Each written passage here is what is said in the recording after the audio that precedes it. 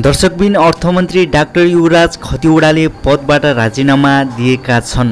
खतिवडाले प्रधानमन्त्री केपी शर्मा ओली समक्ष राजीनामा बुझाउनु भएको प्रधानमन्त्रीका प्रेस सल्लाहकार सूर्य थापाले जानकारी दिएका हुन्।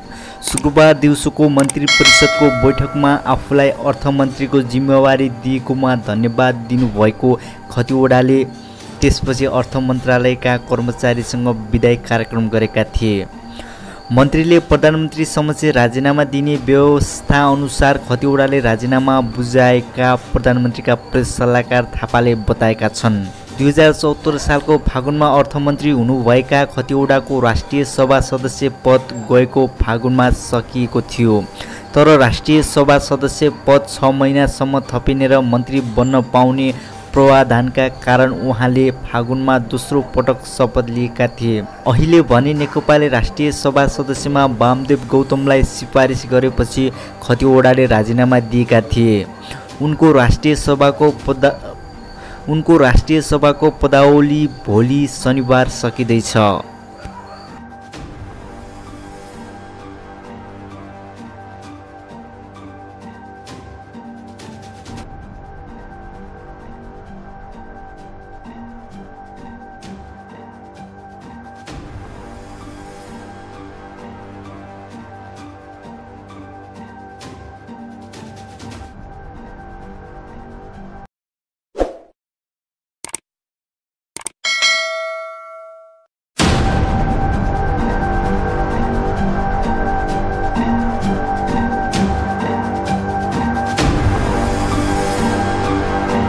दर्शकबिन नेपालमा आज शुक्रबार थप 1359 जनामा कोरोना भाइरस कोभिड-19 संक्रमण पुष्टि भएको छ।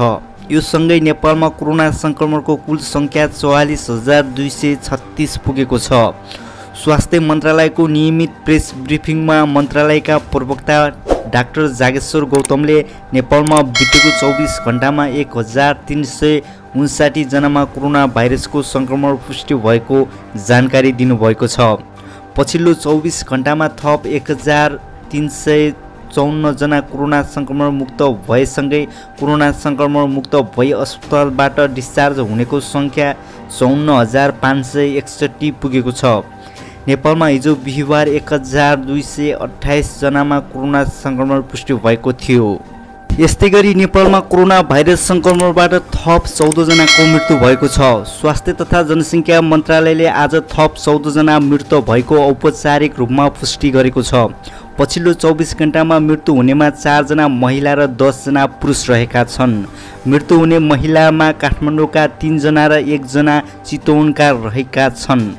त्यस्तै सप्तरीका 2 जना, धनुषा, कास्की, नवलपरासी, प्युठान, रूपन्देही, पाल्पा र सुर्खेतका 1-1 जना रहेको स्वास्थ्य मन्त्रालयका प्रवक्ता डाक्टर जागेश्वर गौतमले जानकारी दिएका छन्। यो सँगै नेपालमा कोरोना संक्रमणबाट मृत्यु हुनेको संख्या 271 पुगेको छ।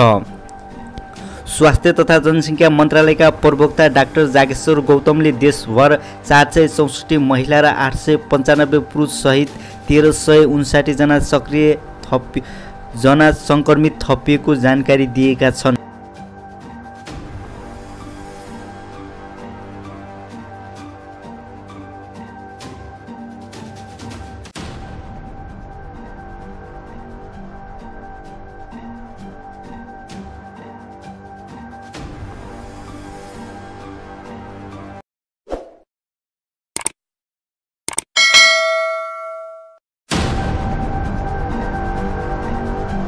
दर्शकबिन नेकपा उपाध्यक्ष वामदेव गौतम राष्ट्रिय सभा सदस्यमा मनोनित हुने भएका छन्। अध्यक्ष तथा प्रधानमन्त्री केपी शर्मा ओलीले डाक्टर युवराज खतिवडालाई राष्ट्रिय सभामा लगेर अर्थमन्त्रीमा निरन्तरता दिने अडान राख्दै आएका थिए।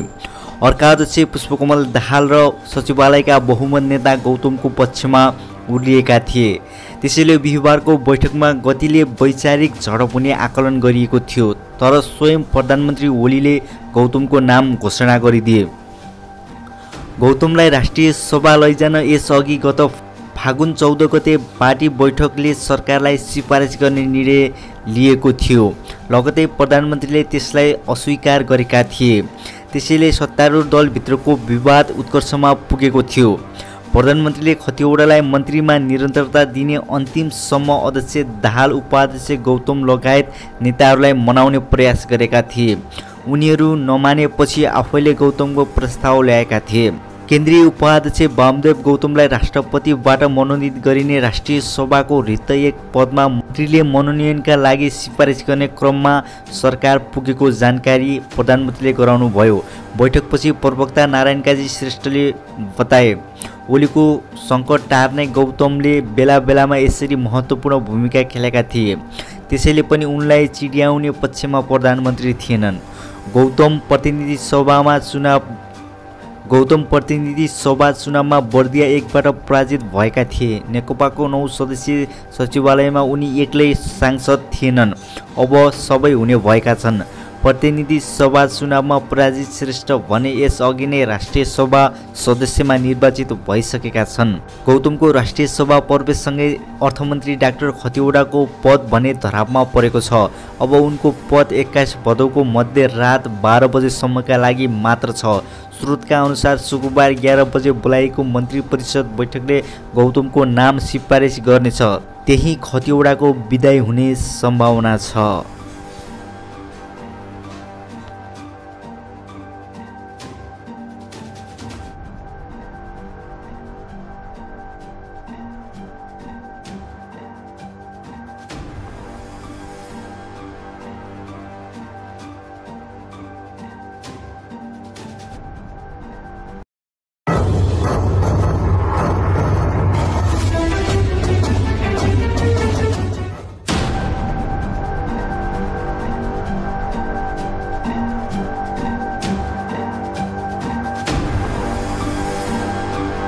दर्शकबिन, सत्तारूढ दल नेपाल कम्युनिस्ट पार्टीले रिक्त राष्ट्रिय सभाको एक सिटका लागि उपाध्यक्ष वामदेव गौतमलाई पठाउने निर्णय गरेको छ।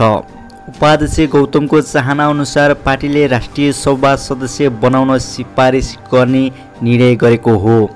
पार्टीको आन्तरिक विवाद समाधान गर्न 6 बुँदे सहमतिको खाका ल्याउनु भएका उपाध्यक्ष गौतमकै कारण पार्टीको आन्तरिक विवाद तत्कालका लागि कार्यदल मार्फत व्यवस्थापन भएको छ। प्रधानमन्त्री एवं पार्टी अध्यक्ष केपी शर्मा ओलीले डाक्टर युवराज खतिवडालाई नै पुनः राष्ट्रिय सभाको सदस्य बनाउन अन्तिमसम्म कसरत गरे पनि पार्टीभित्र शक्ति सन्तुलन मिलाउनु पर्ने बाध्यताका कारण गौतमलाई राष्ट्रिय सभाको सदस्य बनाउने निष्कर्षमा ओली पुग्नु भएको थियो। बिहिबार बालुवाटारमा बसेको नेकपाको सचिवालय बैठकमा प्रधानमन्त्री एवं पार्टी अध्यक्ष ओलीले उपाध्यक्ष वामदेव गौतमलाई पार्टी निर्णय अनुसार राष्ट्रिय सभाको सदस्यमा सिफारिस गर्ने बैठकलाई जानकारी गराउनु भएको थियो। बैठकपछि प्रवक्ता नारायण काजी श्रेष्ठले प्रधानमन्त्रीले राष्ट्रिय सभाको रिक्त एक सदस्यमा गौतमलाई मनोनित गर्ने राष्ट्रपति समक्ष सिफारिस गर्ने बैठकलाई जानकारी गराएको बताउनुभयो। गत फागुन 14 गतेको नेकपा सचिवालय बैठकले पनि उपाध्यक्ष गौतमलाई राष्ट्रिय सभामा सदस्य पदमा मनोनित गर्ने पार्टीको तर्फबाट निर्णय गरेको थियो। सोही महिनाको 20 गते खतिवडाको राष्ट्रिय सभाको कार्यकाल सकिने भएपछि उहाँको ठाउँमा गौतमलाई पठाउने गरी सचिवालयले निर्णय गरेको थियो। विवादकै कारण ओलीले सङ्घीय संसदको सदस्य नरही पनि 6 महिनासम्म मन्त्री हुन पाइने प्रावधान अनुसार खतिवडालाई नै अर्थमन्त्रीमा निरन्तरता दिनुभएको थियो। पार्टीभित्रको आन्तरिक विवादको कारण 6 महिनासम्म रिक्त एक सदस्यमा मनोनित हुन सकेको थिएन। बैठकले कार्यदलको प्रतिवेदनबारे पनि बैठकमा छलफल भएर ठोस कार्ययोजना बनाई सचिवालय र स्थायी कमिटीमा प्रस्ताव प्रस्तुत गरिने निर्णय गरेको प्रवक्ता श्रेष्ठले जानकारी दिनुभयो।